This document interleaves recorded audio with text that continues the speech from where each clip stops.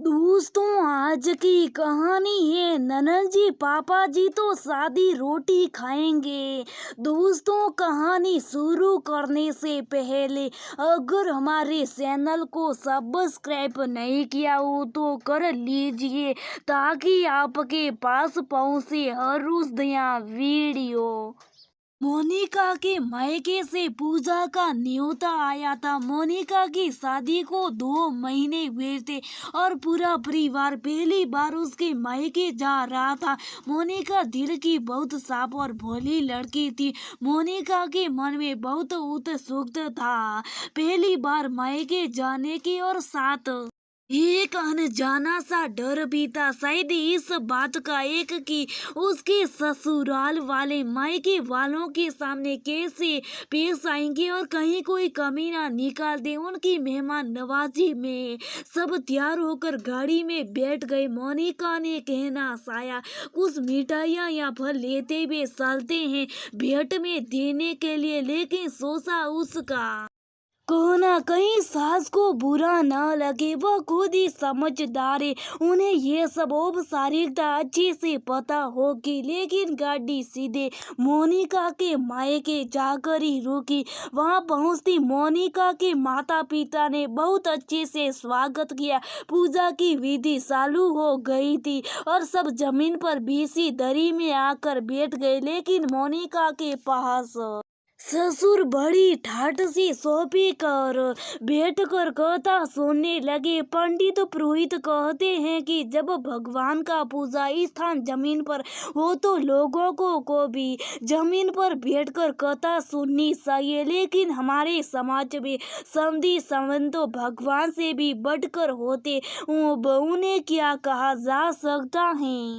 पूजा संपन्न हुई और मेहमानों को भोजन के लिए कहा गया। मोनिका की सास ने तुरंत मोनिका से पूछा, खाने में सादी रोटी है ना?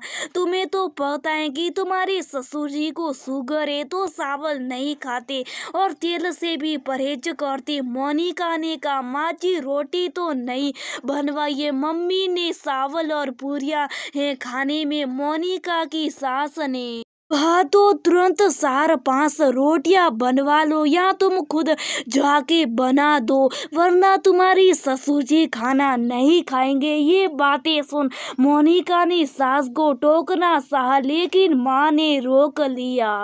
माँ को ये बात सही तो नहीं लगी, लेकिन पहली बार आए सब्जी को नाराज कैसे कर सकते थे। वैसे तो मेहमानों में कई लोग थे जिन्हें शुगर था। ऐसे में माँ जी सोचने लगती हैं सिर्फ एक के लिए रोटी बनाई गई तो बाकी लोगों का अपमान होगा, उन्हें बुरा लग सकता है। लेकिन इतना वक्त भी नहीं था कि सबके लिए रोटी बनवाई जा सके।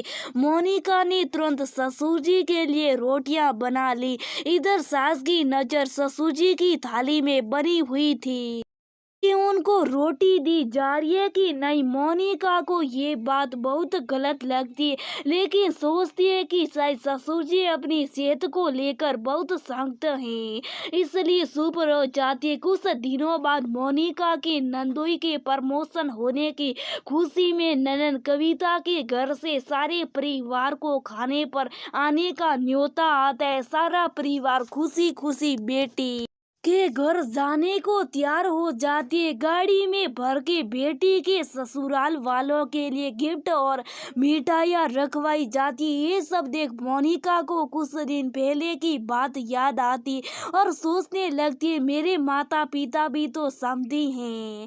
जब उनके घर पहली बार गए फिर उनके लिए तो एक डब्बा मिठाई भी ले जाना जरूरी नहीं समझा। आखिर मोनिका ने इन बातों को नजरअंदाज करने में ही समझदारी समझी। सारा परिवार जब कविता के घर पहुंचता है तो मोनिका अपनी सास ससुर के व्यवहार में एक अलग ही मधुरता और विनम्रता देखती है। सास हर शब्द सोच समझ कर बोल रही थी, ससुर जी भी हर बात तोल मोल कर समझी से बात कर रहे थे। कविता रसोई में खाना बना रही थी तभी मोनिका भी उसकी मदद करने के लिए रसोई में पहुंची। कविता ने खाने में पुलाव, पनीर की सब्जी, पूड़ी आदि बनाया था। मोनिका ये सब खाना देख अचानक अपने भोलेपन में ये कह बैठती है कि पापा जी तो सादी रोटी खाते हैं और पनीर की सब्जी भी नहीं खाती। दीदी आपको तो पता ही होगा, मैं उनके लिए सादा रोटी बना देती हूँ। वहीं पास में बेटी मोनिका की सास और समधीन ये बातें सुन लेती है। कविता की सास कहती है, कविता तुमने बताया क्यों नहीं, मुझे पता था इसलिए ये सब बनवाया था। इतना सुनती मोनिका की सास तुरंत बोल पड़ी, अरे नहीं समधन जी, मोनिका को कुछ नहीं पता, वो नई नई आई है ना, कविता के पापा कभी कभी खा लेते ये सब, आप परेशान मत होइए।